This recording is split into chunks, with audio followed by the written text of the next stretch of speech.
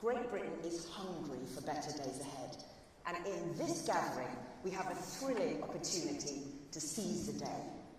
And this will be a day of panels, breakout sessions and conversations. Everyone you might want to talk to from the government, from the city and regional mayoralties, and from businesses, national and international, is in this room.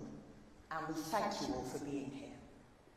We'll be hearing from the Prime Minister, from the Chancellor, and from ministers and First Ministers across the piece, and from creators and innovators from across the worlds of trade and industry. And then, just when everyone thinks they have peaked, we'll top off the day with a fabulous evening at St. Paul's Cathedral, with His Majesty the King in attendance, dining courtesy of 3 Michelin-starred Claire Smith, and a stunning special guest performance from, well, more on that later. So let's kick off this International Investment Summit with the sound of opportunity.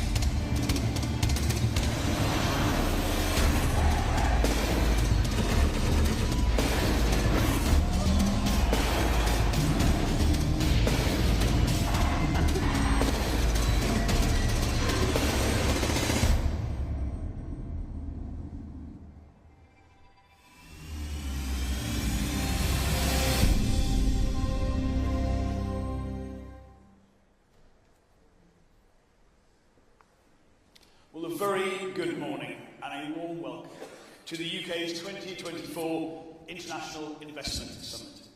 It is a real pleasure to welcome you to London's historic Guildhall today. And as I open this summit, my message to you, to investors and businesses based here and abroad, is this. The UK is back. It's back at the global table. Saturday marked 100 days of our new government, and with it, we bring a new era of stability, of openness, of a commitment to use our mandate to shape the business environment and remove barriers to investment. As the Chancellor has said, under this government, the UK respects business, it wants to partner with business, and it is open for business. And trade and international investment lie at the heart of our plan to drive growth for the whole country. That's because we know the UK has so much potential. We have one of the largest, most open economies, a legal system that sets global standards, a regulatory environment with some of the strongest safeguards for investment and the greatest incentives for innovation. We benefit from a skilled and diverse workforce, supported by an immigration system that draws talent from around the globe. In fact, we are the second most attractive country in the G20 for young people. Our tech ecosystem, the third in the world to ever be valued at over $1 trillion, boasts the highest number of unicorn companies in Europe.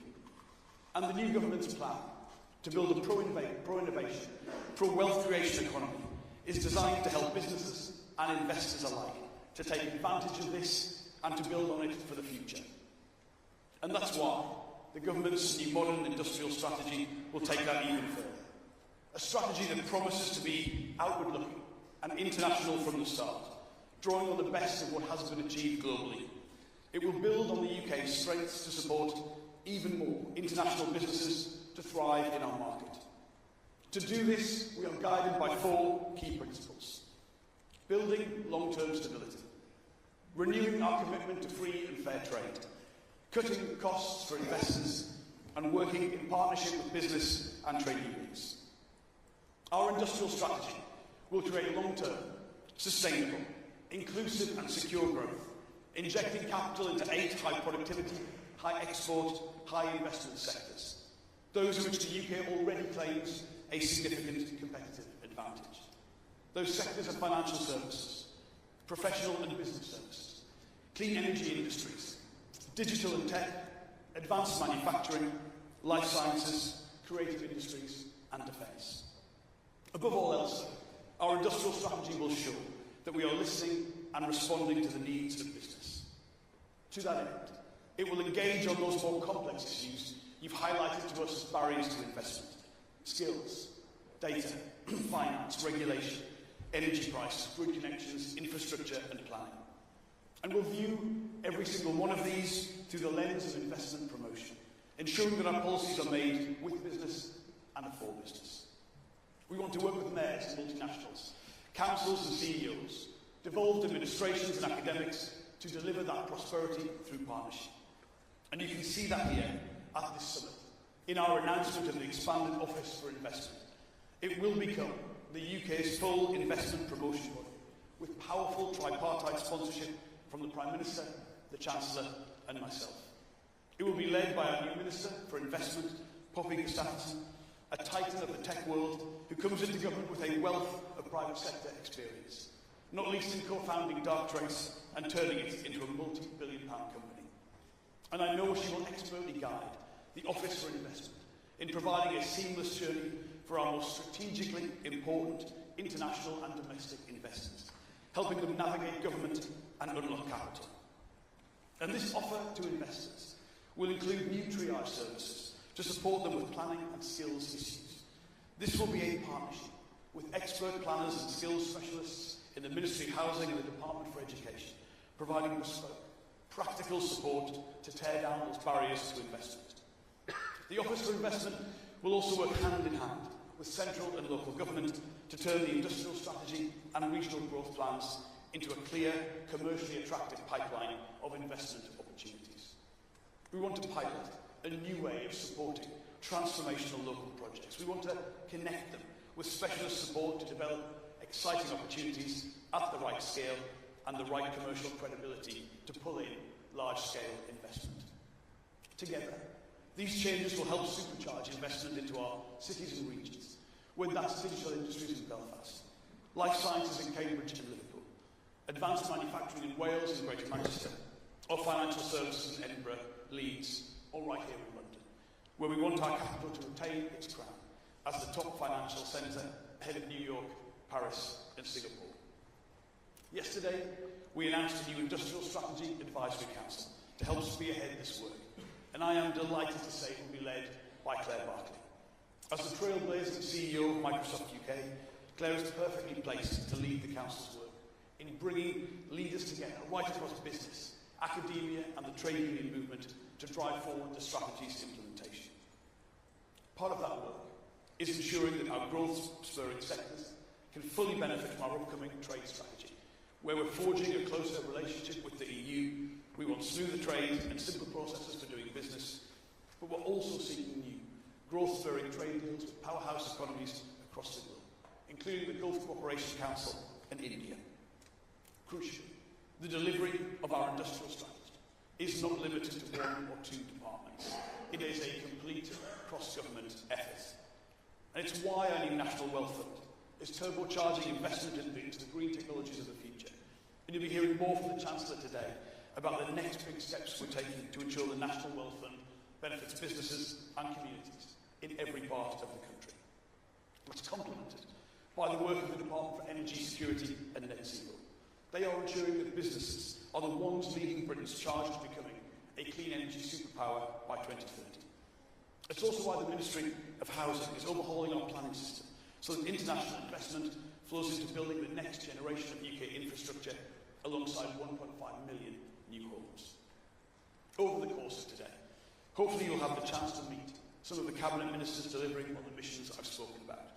They are personally delivering the era of change, of stability and certainty that this new government brings. Quite simply, my friends, the days of the UK constantly shifting policies and priorities are over. We are here and committed to the long term.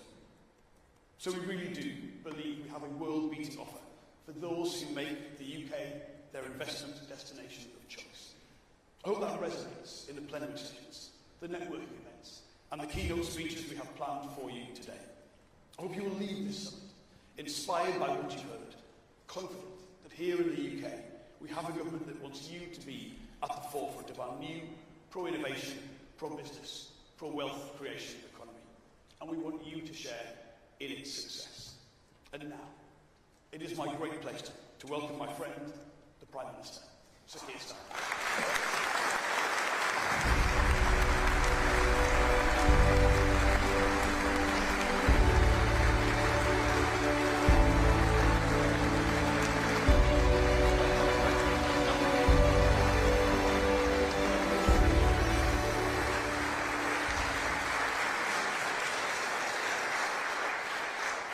Thank you, Johnny, and thanks to all of you for being here. It's fantastic to stand here and to look out and see so many of you here, and I'm really grateful that you've made the effort and you are here. It means a huge amount to me and my government. And welcome to this government's first International Investment Summit.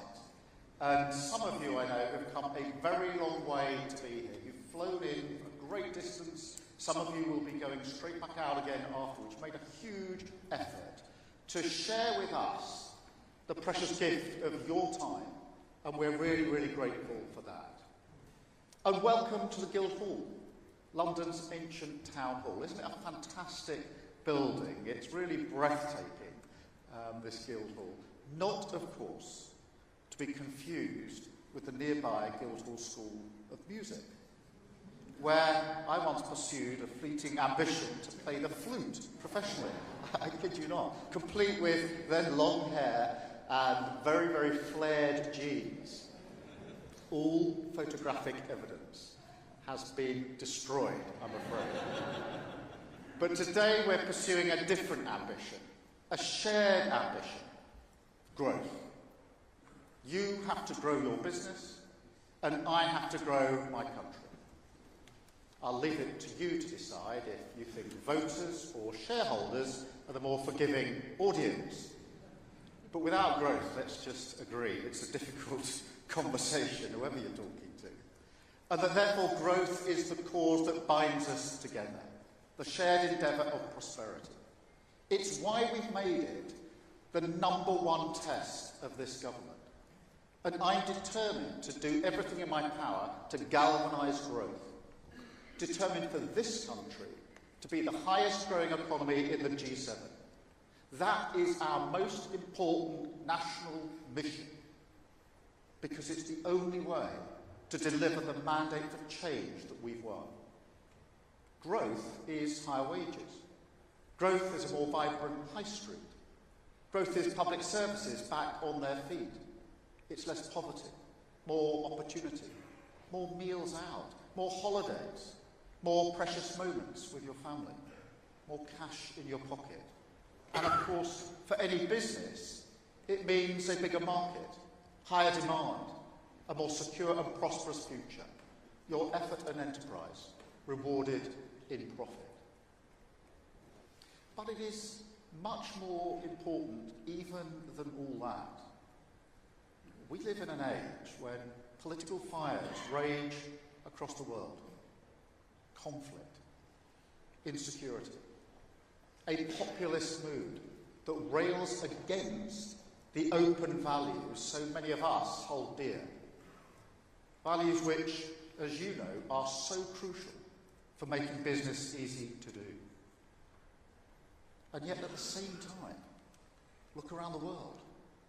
Look at the investments you and others are making. This is an age of great possibility as well. Huge revolutions in digital technology, in clean energy, medicine, life sciences, each with the potential to fundamentally change the way we live and the way that we work. Each with the possibility to transform the lives of working people for the better. And so, in times like this, economic growth is vital, as it's always been, if we're to steer our way through a great period of insecurity and change and on to calmer waters. Because when working people benefit from that growth, when every community enjoys the fruits of wealth creation, it stops a country turning in on itself and against the world. And that in turn helps provide a stable foundation, breathing space, for a country to take advantage of those opportunities for a better future. To put it more simply, it's not just that stability leads to growth, though we all recognise that. It's also that growth leads to stability. Growth leads to a country that's better equipped to come together and get its future back.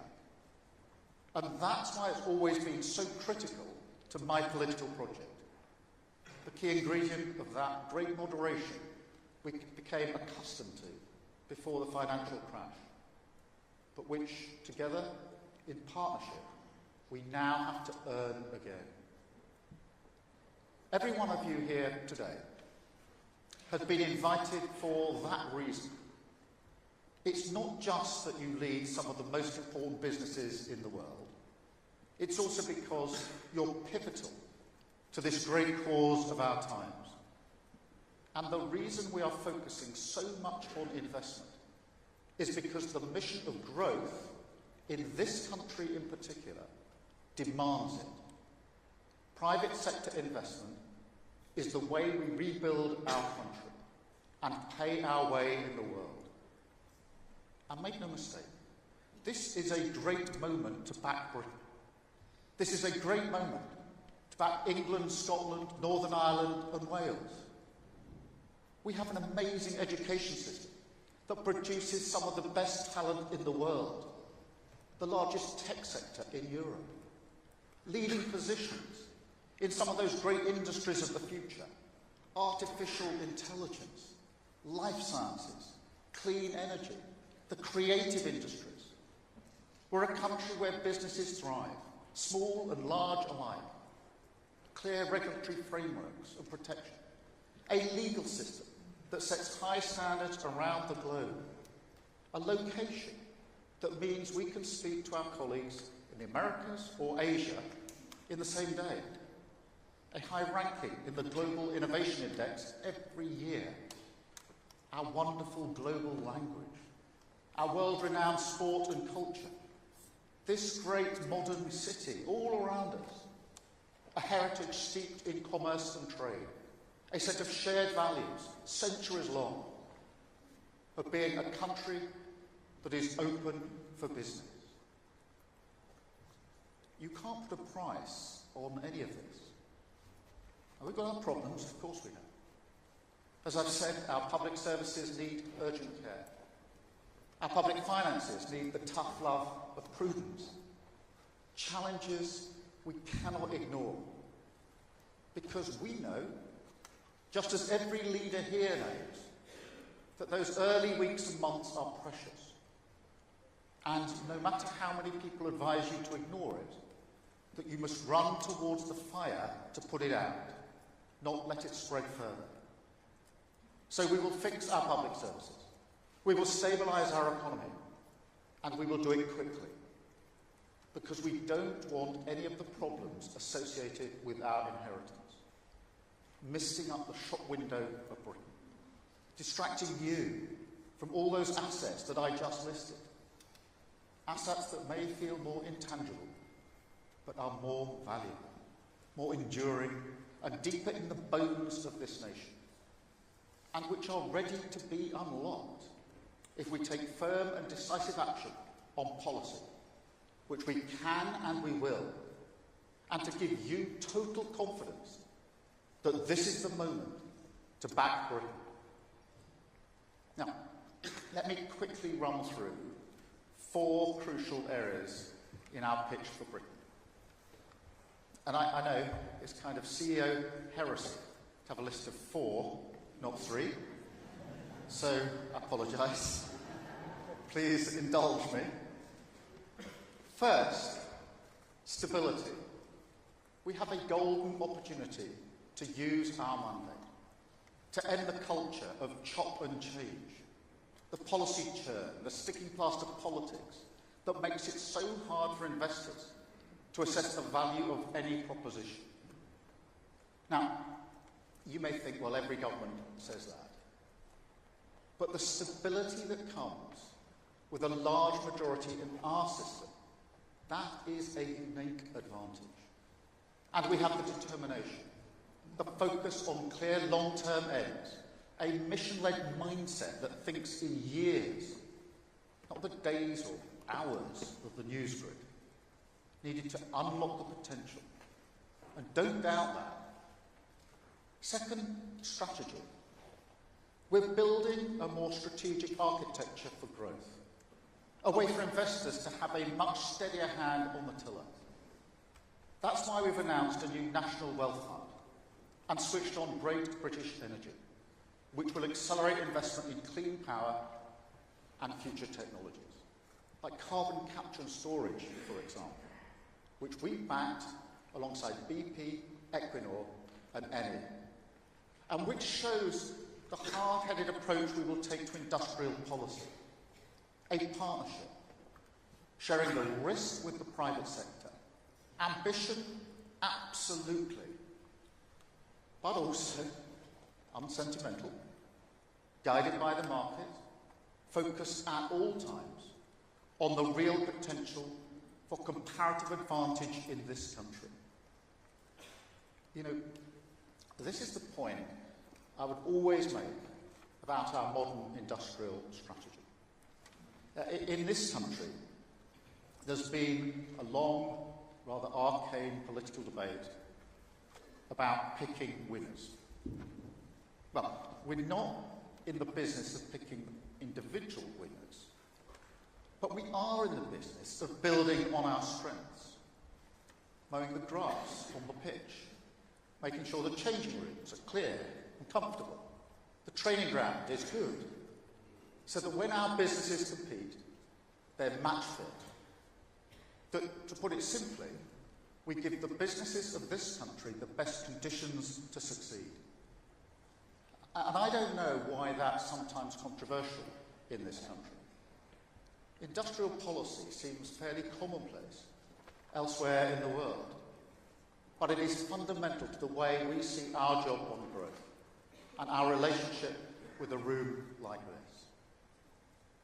Third, Britain's global standing. We're determined to improve it, determined to repair Britain's brand as an open, outward-looking, confident, trading nation. But I see this as diplomatic necessity. And I think it's clear how much priority I've given it in the first 100 days of government, all around the world, whether it's countries or investors. People want to know that Britain can be a stable, trusted, rule-abiding partner, as we've always been, but that somehow, during the whole circus that followed Brexit, the last government made a few people less sure about, needlessly insulting our closest allies, and of course a few choice Anglo-Saxon phrases for business. Well, no more.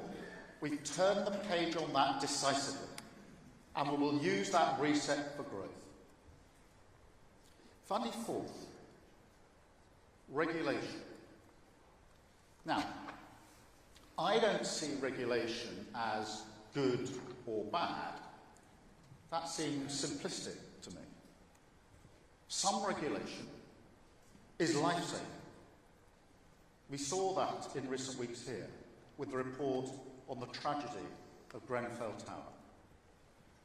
But across our public sector, I would say the previous government hid behind regulators, deferred decisions to them because it was either too weak or indecisive, or simply not committed enough to growth. Now, planning is a very real example of that. Or, for friends from across the pond, permitting is a really clear example of that, the global language. But anyway, the key test for me on regulation is, of course, growth. Is this going to make our economy more dynamic? Is this going to inhibit or unlock investment? Is it something that enables the builders, not the blockers? Now, I know some people may be wondering about our labour market policies introduced last week. Let me be clear, they're pro-growth. Workers with more security at work, with higher wages, that is a better growth model for this country. It will lead to a more dynamism in our labour market. And seriously, we need to think differently about this. A nation's position in the world is changing all the time, as must its growth model. So while I know that this is a room full of businesses who take investing in their human capital seriously, when I look at the British economy as a whole, it does seem as though it's sometimes we're more comfortable hiring people to work in low-pay, insecure contracts than we are in investing in the new technology that delivers for workers, for productivity, and for our country. And we've got to break out of that trap. But we've also got to look at regulation across the piece. And where it is needlessly holding back the investment, we need to take our country forward. Where it's stopping us building the homes, the data centres, the warehouses, grid connectors, roads, train lines, you name it, then mark my words, we will get rid of it. Take the East Anglia 2 wind farm. Now this is a £4 billion investment, 1 gigawatt of clean energy.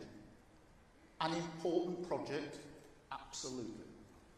But also the sort of thing a country as committed to clean energy as we are needs to replicate again and again.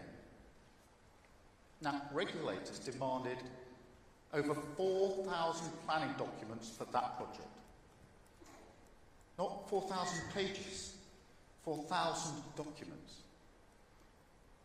And then, 6 weeks after finally receiving planning consent, it was held up for a further 2 years by judicial review. I mean, as an investor, when you see that kind of inertia, you don't bother, do you? And that, in a nutshell, is the biggest supply-side problem we have in this country. So it's time to upgrade the regulatory regime, make it fit for the modern age, harness every opportunity available to Britain. We will rip up the bureaucracy that blocks investment. We will march through the institutions and make sure that every regulator in this country, especially our economic and competition regulators, take growth as seriously as this room does. And look, tell us about your frustrations on this. Speak to my team. Speak to me, to Rachel, to Johnny, to Ed, and our new Minister for Investment, Poppy. Any leader knows the importance of a good team, and we've got one here. We're united behind growth. Our door is open, and the work of change has already begun. We're reforming the planning system. The onshore wind ban has gone. New projects in solar, wind, tidal energy, carbon capture and storage, tax relief for the creative industries, investment from the world's leading companies, Blackstone, Amazon, a new partnership with CyrusOne to build data centres in Digbeth, finally grasping the nettle on airport expansion, a new £1 billion commitment from Manchester Airport Group to expand Stansted, opening up new routes for work and holiday destinations. the first of tens of billions worth of inward investment deals that we will sign today. Because we're determined to lead the way on growth, determined to get Britain building, determined to get our economy moving through the shock and awe of investment. That's the message to take home today. When the big decisions are made, when you go back to your boardrooms and ask, where does our money go? Where do our jobs go? Where does our investment go for a better future? Let me offer you a new answer. It's time to back Britain. Thank you very much indeed. Thank you.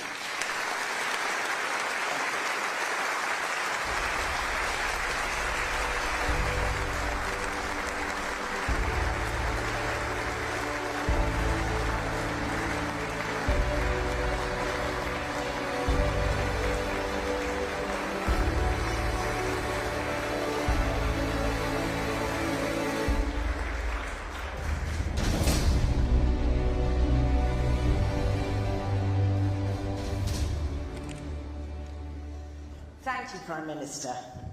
Stability, industrial strategy, global standing as open and outward-looking, regulation, and a new Minister for Investment. Lots of things to be excited about. So we will be calling on you again, Prime Minister, in a moment, as the Prime Minister will be sitting down to share a conversation with Eric Schmidt, former CEO of Google, moderated by Dame Emma Walmsley, CEO at GSK. Hence the furniture moving. I must first congratulate Eric Schmidt on this summer's honorary knighthood. Congratulations, Eric.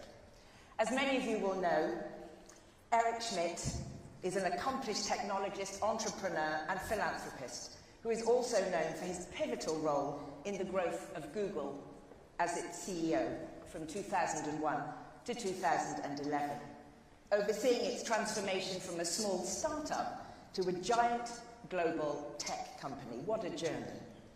Most recently, in 2024, in partnership with his wife Wendy, Eric co-founded Schmidt Sciences, a non-profit working to advance science and technology in deepening human understanding of the natural world whilst developing solutions to global issues. And his latest of many books, Genesis, Artificial Intelligence, Hope and the Human Spirit, was co-written with academic Craig Mundie and the late Dr. Henry Kissinger. Our moderator, Dame Emma Walmsley, has headed up GSK, the world's largest vaccine company, since 2017. She has been quite busy over the last few years. GSK has 11,000 employees in the UK, and its global HQ sits right here in London.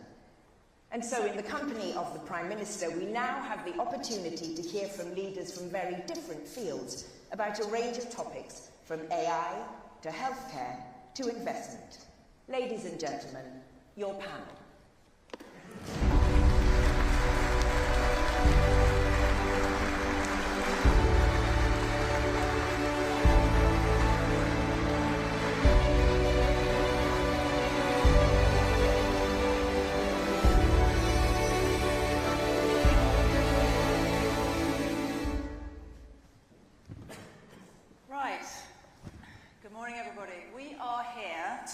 About growth and specifically your long-term execution plans to make sure we deliver it together so that everyone here doesn't just back Britain but bets big on Britain. And I want to start, Prime Minister, with the question of our competitiveness. You've been crystal clear it's all about growth, and that is something that you want to lead in partnership with business. But every investor in this room has choices. It's about our relative competitiveness. So how, versus other G7 countries or the rest of Europe and the region, are we going to make sure that the costs of doing business in Britain are competitive, that the regulatory environment and the changes you're going to drive are going to be competitive, and perhaps most importantly, if we can just all look beyond the immediate budget cycle focus and take a long-term view. during your watch, what do you most want to have achieved in reform for business to make Britain worth this bet? Well, thank you for that. I think it's a really important opening place. There are a number of components that I think are important, and you can almost sort of work down through them. The first is to be clear with everybody in this room and beyond that this is a government that is mission-driven, that has a driving sense of purpose, and that the number one mission is economic growth. And everything else ladders up to that. So this real clarity, I think one of the biggest mistakes of governments, particularly recent governments here, has been too much focus on the short term, too much chop and change, too much what I call sticking plaster politics. So you've got a government with strategic long-term vision, which is around a very clearly defined mission. And that helps with certainty, strategic thinking, but it also helps with priority, because all governments have to prioritise, difficult decisions are made all of the time. And this gives us a yardstick, if you like, which is it pro-growth, in which case yes, or is it not pro-growth, in which case no. The second thing then, alongside the mission but crucial to it, is that we've got a good majority under our political system. And that's not about political bragging and the numbers. It's not particularly party political, but it is to say the decisions that we can make are therefore measured in years, not months. And for investors, that's really important. Now, that's the sort of high-level issue. So it's growth, it's mission-driven, it's got the stability that we need. But what I also want to make clear today is that we have listened good and hard to execution questions, the point you put to me. That's all very well, but how does that actually materially make a difference to me as an investor? Because as you rightly say, we've got choices to make. We could invest here, we could invest somewhere else. So how do you change the environment?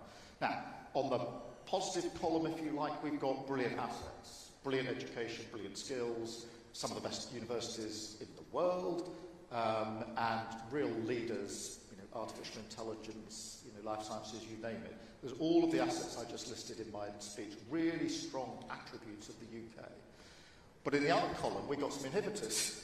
And it's those that we need to absolutely champion the brilliance that we've got to offer. But we need to get rid of some of the inhibitors. And most of my determination to get rid of the inhibitors has been through conversations with people in this room around planning. It takes far too long to get decisions on planning, far too long, measured in years, not months. And so we've got to streamline that, and that's what we've already started on.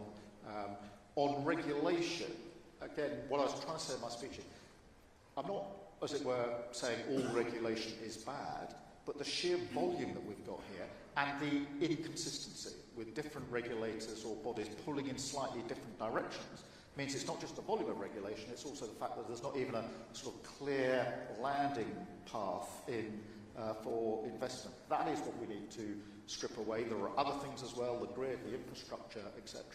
And we've set up some of the mechanisms now for doing that. Huge, we've got investment minister, we've got a real focus on innovation, the National Wealth Fund, Great British Energy. But it's doing them both together. But the one thing that having a good majority gives you is the opportunity for bold action very early on in a parliamentary term to do the things which have always been put in the too difficult box. I mean, everybody knows planning is a problem. We've known this. Anybody who's ever been involved in investment infrastructure projects will know planning is a problem. But until now, you've had a mindset in politics which is that, well, let's put that in a difficult box because it raises too many issues. Everyone knows that regulation actually needs to be streamlined and made fit for purpose. But again, too dangerous to deal with. Let's put it in the too difficult box. I think now's the time to absolutely grasp these things, to create the environment for investors to invest. And the final thing I'd say is this. This has to be a partnership between a mission-driven government on the one hand and the private sector on the other. But what's important in a partnership is that both partners don't try and do the same thing. The government doesn't try to do what investors in the private sector does, because investors in the private sector do it better. but equally that we are setting the mission, what we want to achieve, so investors need to know I'm happy with the end destination, and then what the government's role is to make sure that the path is cleared for that to succeed, and therefore there's different bits of the partnership that if they're done well as a true partnership, I think create conditions. I think there's a real window of opportunity here in 2024 for this to happen, and we have to seize it. So Eric, as an investor yourself, when you listen to that list from the Prime Minister, what do you think is most important to keep the UK competitive? What's missing? And what do you think is the risk to us for delivering this successfully for the country? I was shocked when Labour became strongly in favour of growth. Wealth creation is the #1 mission of a Labour government. Did you hear that? Yeah. It's true. And I actually know you well enough to know you actually believe this. So when I look at this, I say to myself, how will you pull it off? In the time I've spent with this group in the last few days, there's plenty of money that's going to come into the country if you achieve what you just said. So when I listen to this, I think maybe instead of calling it regulation and investment, you should call it a lot of investment and very small amount of regulation. Or maybe you need a minister of anti-regulation. A more serious proposal is that democracies, especially something as long as old as this one, have so many ways in which people can say no. I'd much rather, and I think the business community would much rather have a single person who can say yes or no, and who says no, and then they can move on. The cost of capital and the delay is killing you. And furthermore, you're not going to achieve your 2030 energy goal, which is laudable, without fixing this. So you have a tactical leadership problem to achieve this, and I think you can pull it off. But you have to figure out a way to get control. You have strong political capital right now. You just started. You're forming your government. You've got to find a way to get them to move on this agenda, as opposed to just go like this. Yeah. That means I'm listening, not that I'm doing it. No, I think this is a really big challenge. It has to be a cross-government priority, not just within the Treasury team. It's got to be across government.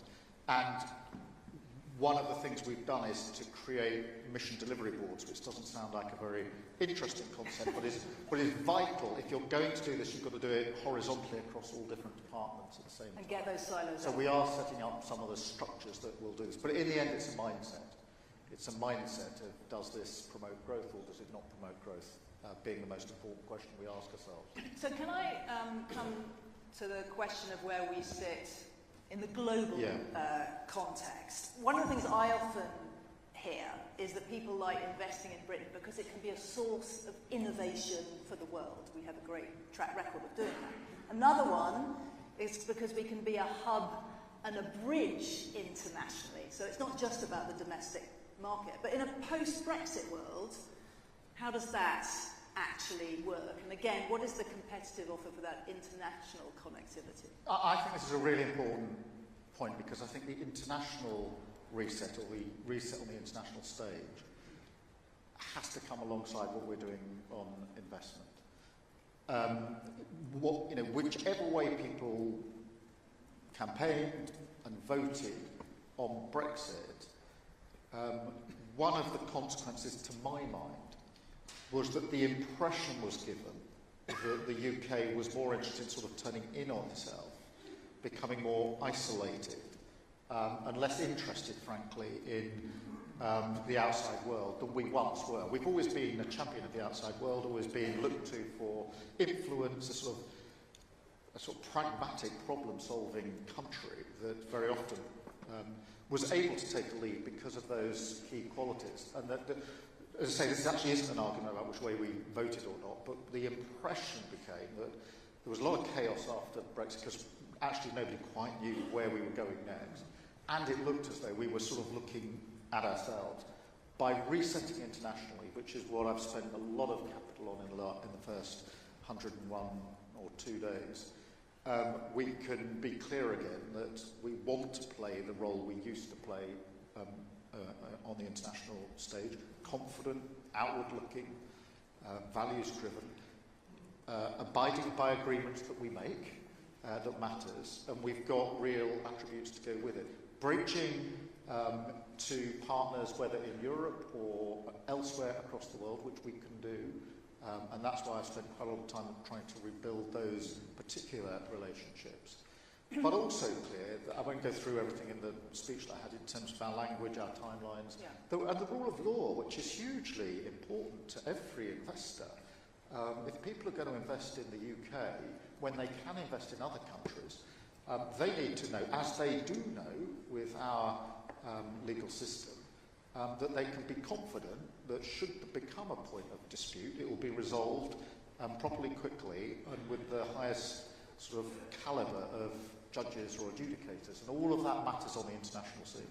So, Eric, as an investor, and I know a commentator on geopolitics writ large, is there anything else about the UK's relationship with the US in a post-election environment, or indeed with China, that you think impacts people's thoughts about how to invest here?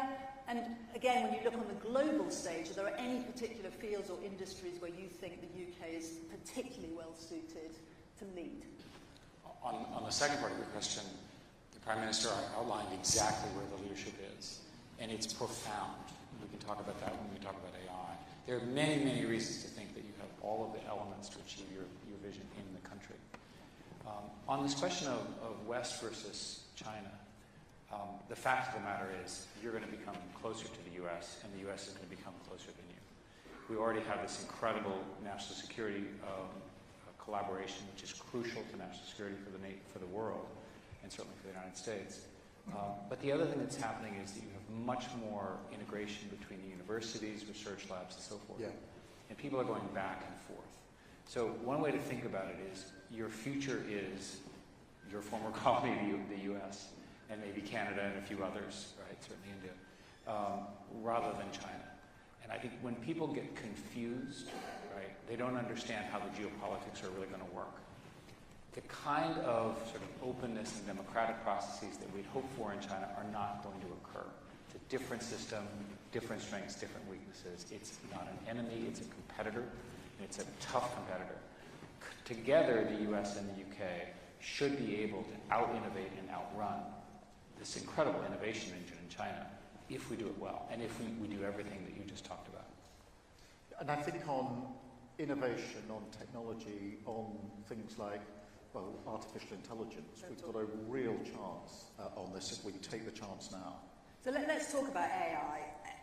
Eric, you've commented often and a deep expert in its security threats, but also its innovation opportunities. And I know you're writing now on a very hopeful vision for AI as a partner for human ambition. We absolutely know we need guardrails and we need the right kind of international frameworks and regulation here. We know that all businesses are working hard to work out how to drive adoption, not just for productivity, but also for growth. And it would be great to hear from both of you, perhaps Eric, you first, and then the Prime Minister, on your hopeful vision for AI as a growth enabler, driving economic prosperity, and particularly why this country is the place to bet on this capability. Where is it going to be game-changing growth? Where's it going? If you go to the Science Museum down the road, you'll understand that the industrial age was invented right here.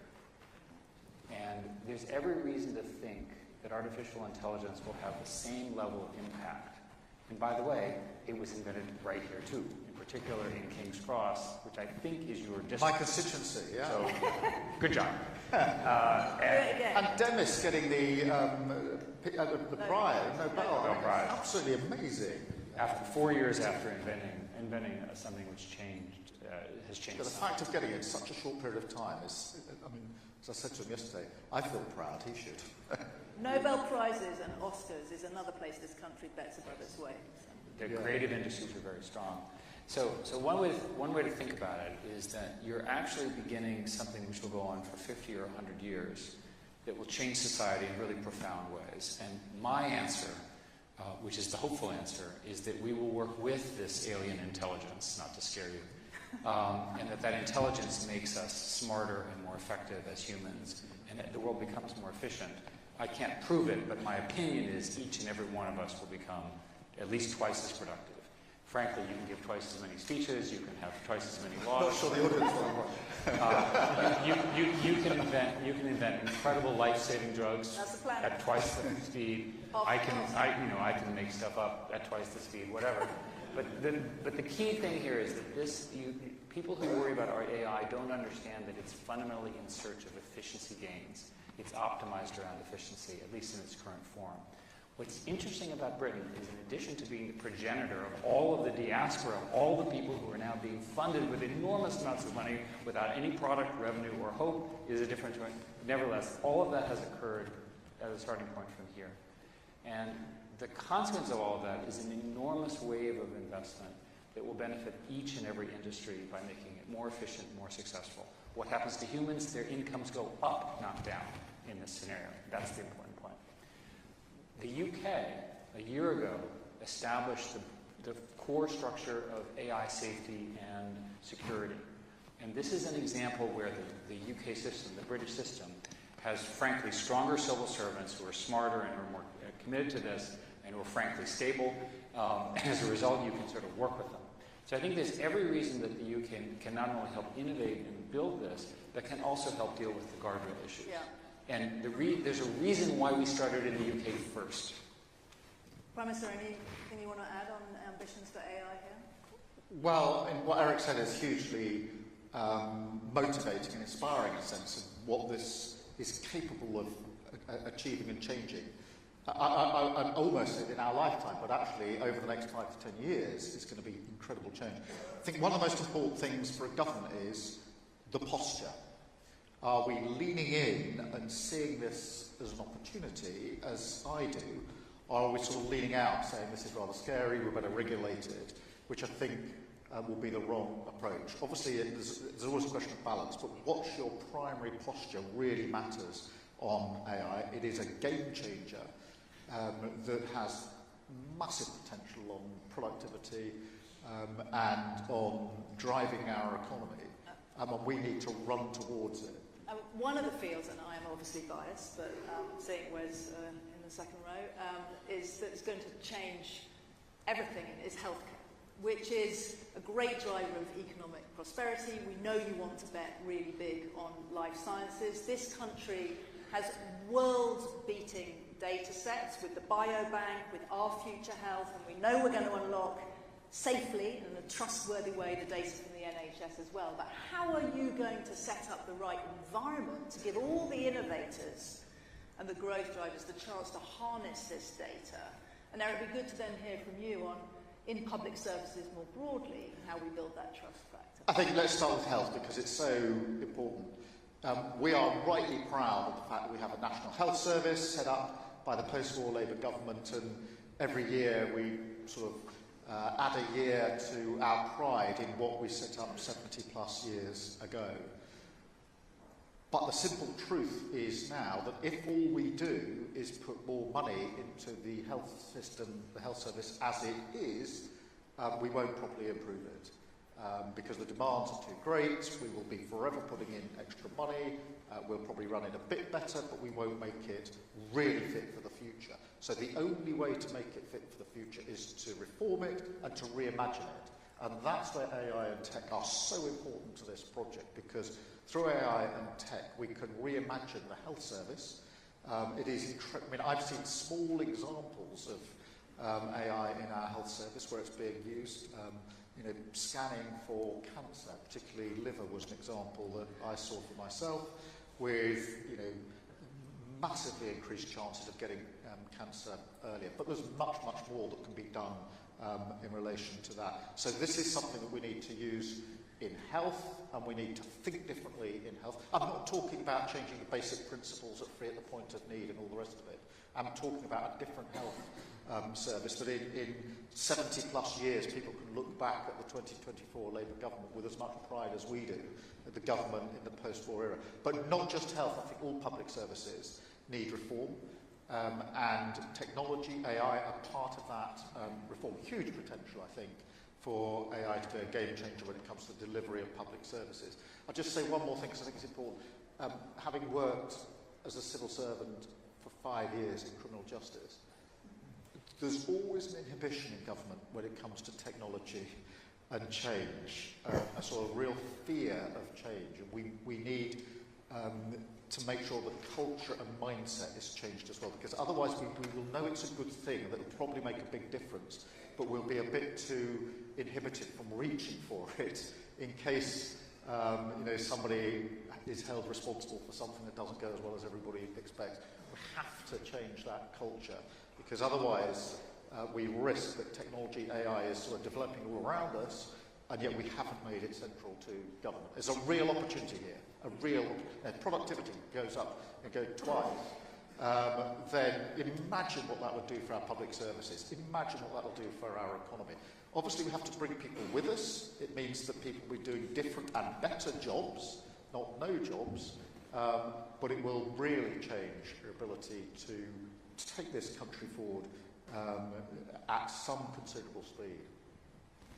The UK Biobank is an incredible gift to the world, because remember that these AI algorithms need training data, and you need to amass a lot of it, right? And so the decisions that you all made to do that and to continue it are crucial. You mentioned cancer. Computer vision, I'm sorry to say, is better than human vision now. And it's much more accurate, for example, in the scoring of the various size and types of cancers through imaging. That's another improvement. The average, in this case, patient doesn't know, but it makes the doctor more productive, more accurate, fewer errors, and so forth. Done right, these technologies can make government services more targeted, fewer errors, and more efficient. If you add that at the scale that your country is at, the savings are massive. I mean, so we believe it's going to completely transform drug discovery, and in the end, finding more solutions that keep people out of hospital and get back to community care is also going to be absolutely fundamental. Last question from me: energy.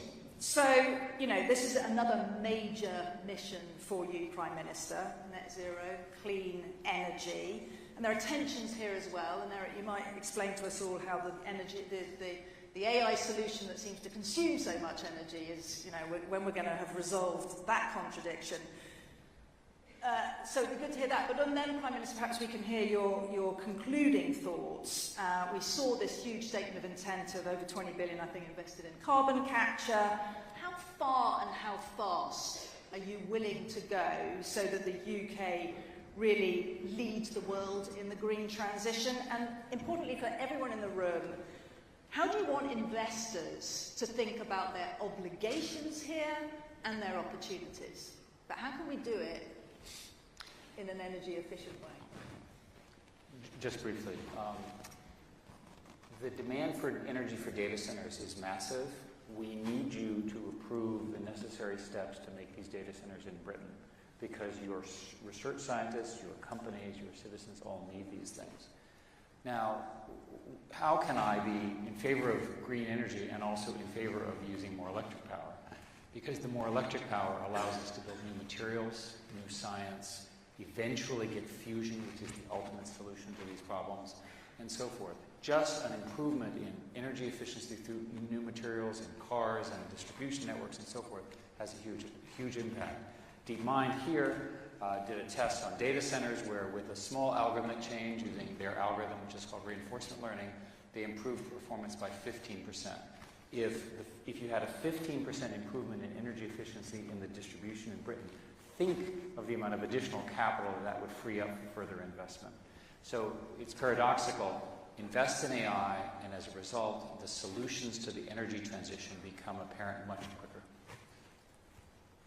This is so important because we are absolutely committed to clean power by 2030, which is really tough. It's the most exacting anywhere in the world in terms of getting to clean power. It's tough, but it's doable. And what it brings with it is security, because I spoke about the ever-increasingly volatile world, which has caused great fluctuation in energy prices, which has borne down on families and businesses alike in recent years. It gives us energy, security, independence, lower energy bills, and obviously locks up lots of jobs of the future with it. So we're determined to do it for all those reasons. I mean, on the face of it, there is an apparent tension between AI and technology, which is massively going to increase the demand for energy, and this, absolutely running towards clean power 2030. I actually think that if you step back, the two go together. In other words, what you need for your development, your AI, is more energy, but clean, reliable, cheaper energy, homegrown, is the answer to that conundrum. And actually, if we get this right, it becomes an incredibly important selling point of the UK in terms of why would you want to put your databases here? Why would you want to develop AI here? Answer, because alongside our commitment to growth and technology is our commitment to a cheaper, more effective, more independent, more security energy source, which we can ramp up at scale. So on the face of it, there's a tension, but I actually think if we're smart about this, we can turn that apparent tension into a massive advantage. But it just goes back to where I started. We have got to be mission-driven. We've got to have absolute clarity of purpose, because there are always side winds in government. This happens all the time. There's this argument, that argument, and staying steady to the course of purpose and mission is crucial in this. Well, that was our last question. I think I'm going to be allowed just one from Margarita from Vodafone to finish us up. It is all about growth, and we think the answer to every question is AI, but it's actually about people. Margarita. Thank you, Emma. And actually, I wanted to build on the conversation on AI, because I'm sure you are acutely aware that most companies around us are wrestling with how do they accelerate AI adoption against a range of challenges, energy and digital infrastructure being there, but also access to talent. So, specifically on talent, two-part question.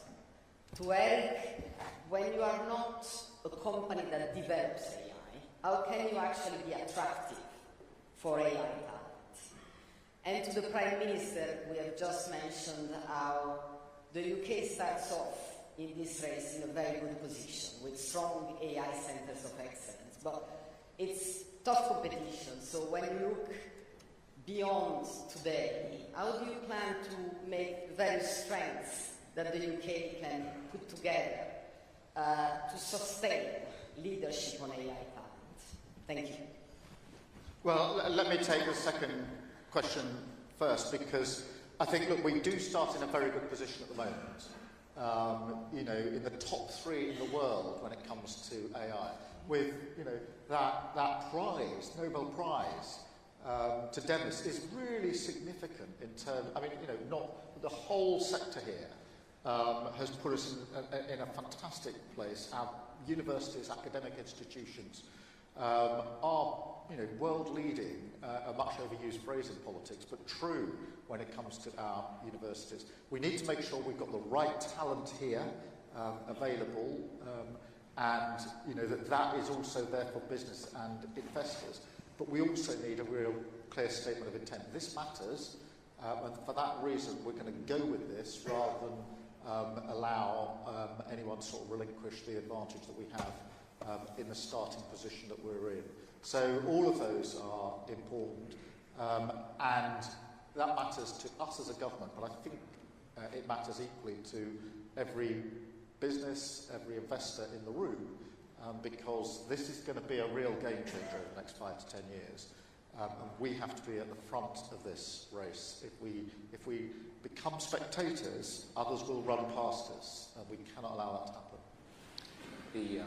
A pro-growth agenda would start with high-skills immigration, which is now in place here and should be expanded. The current problem is very, very real, what you're talking about. It's also temporary, because the market signal in terms of education and so forth, all sorts of incredibly smart people are now getting graduate degrees in AI, and the key thing to do is to get them to either stay in Britain or come from Europe into Britain to do so. And I think that will solve it. In the very short term, the answer is probably working with some of the incumbents, but the real answer is just more talent. This stuff is hard, it's complicated, it's being built now, it's bespoke. Sometimes it doesn't make sense to me, and I have a PhD in the area. So give it a little bit of time. With the right leadership on your part, Britain can have all those people. They love working, they love living here. So AI and human beings together can be great growth drivers. Business and government together hopefully are going to be very ambitious and successful growth drivers. It's a wonderful day for us all to be thinking about betting big on Britain. Eric, Prime Minister, thank you very much. Thank you very much.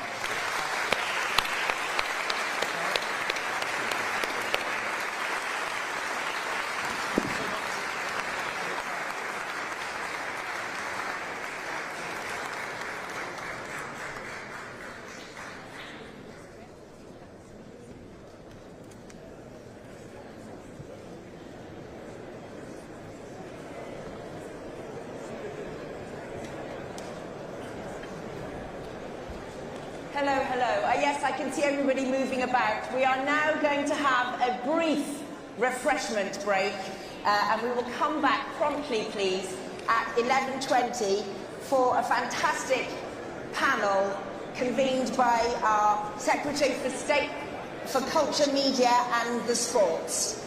Please come back at 11:20. We'll see you then. Thank you.